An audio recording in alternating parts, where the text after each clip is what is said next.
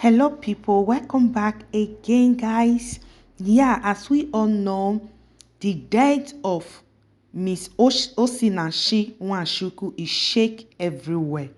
It shake every corner of Nigeria. It shake women pastors, male pastors, everywhere shake. So tey the thing don't enter am for government house as we dey talk so. So guys, I will read a short news for you. The news said Osinachi Nwachukwu children told me horrible stories about their father, Women Affair Minister, Nigerian Minister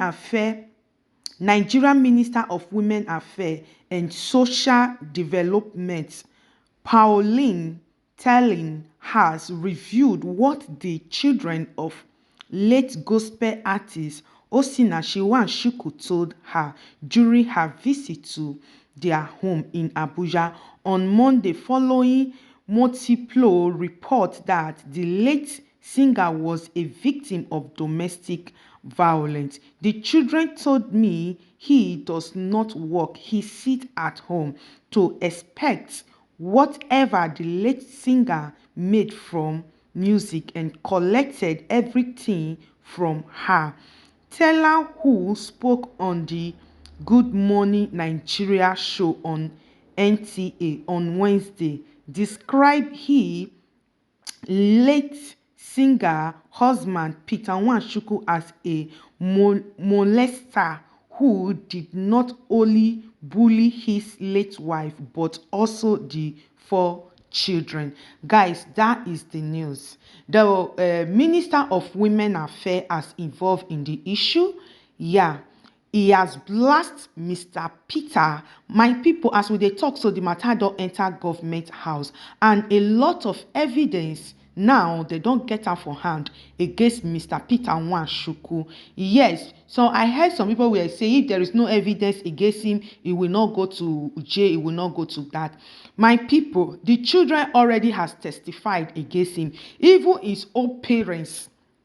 I don't know if you guys have watched the video of Mr. Peter Nwachukwu parents, who also said they have also said that Peter Nwachukwu, that who is their son, they don't even know his whereabouts. They don't know how he's living.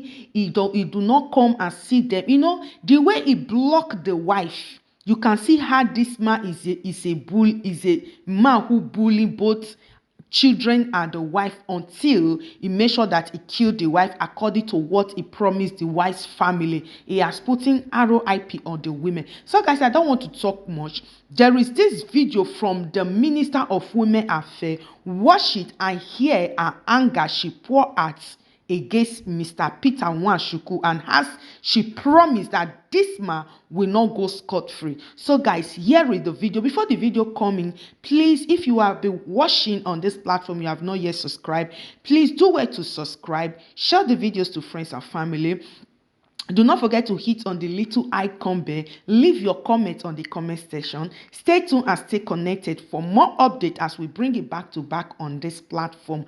Guys, carry your popcorn and sit and watch the old details, the old truth, bitter truth that is coming out from this video, as I will be seeing you guys soon. Watch it and hear all I came into the compound saying. and saw the children. 4 young children, beautiful children, 3 boys, 1 girl. He had so hypnotized the children that they should not speak and they should never say anything that has been happening in the house. I came in with a crew, with all the directors from the ministry and the permanent secretary. And so sad. We did all we could. We met a friend of his there who has stationed himself to monitor what is happening, and the nanny that visits them to take care of the children. So when I was asking questions, the children, I saw that they were not forthcoming.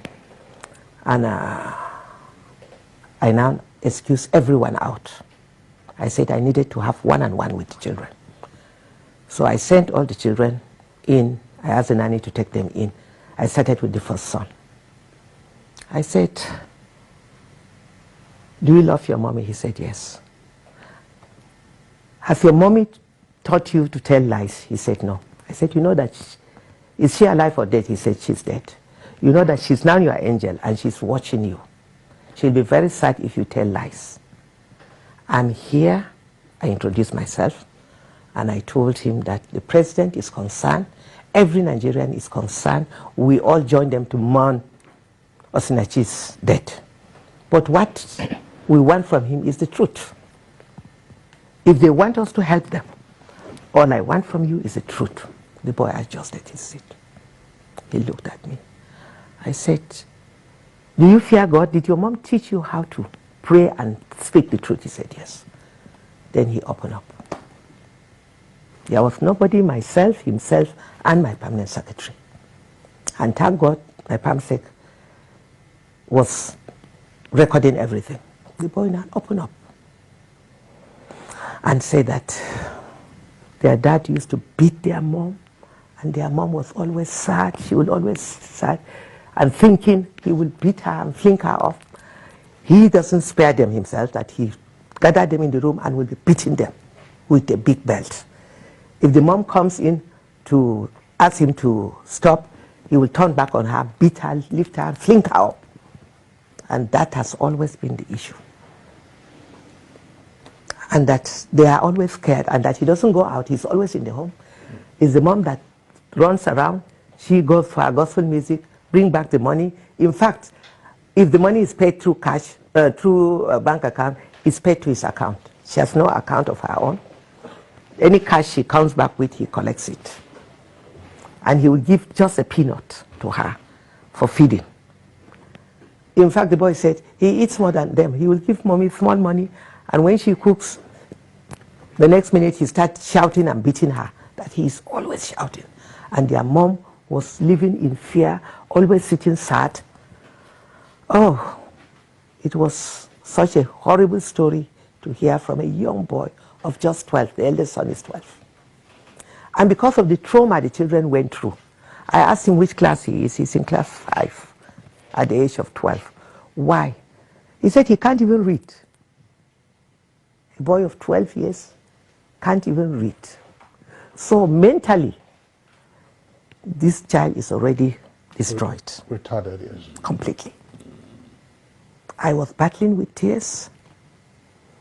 So when I finished, I asked him to move to the other side. I called the nanny to bring in the second child. The second son, wonderful, beautiful son, who is also gifted. Mm-hmm. I learned that he sings well. They mentioned it, so I asked him, I said, can you sing for me? When he sang, you could hear his voice like an angel. The DPO had just come to do some investigation, and he met me there. We were all battling with tears. The DPO, a man, couldn't help his tears. The second son explained the same horrible situation that they've all been going through. So my pamsec said, even these two were enough. The other two, when I said, okay, call them and let's just... the third one said, no, mommy, I want to talk. The little one, they insisted that they will also tell their story. So we sent everyone out and we listened to each one of them, one after the other. In fact, the last one is 7. A girl, the only girl in the house. It's so sad.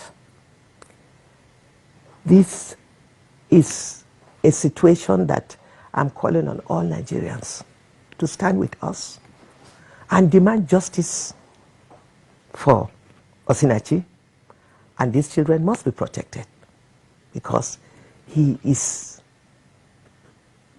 not just a bully. I lack words to describe this man.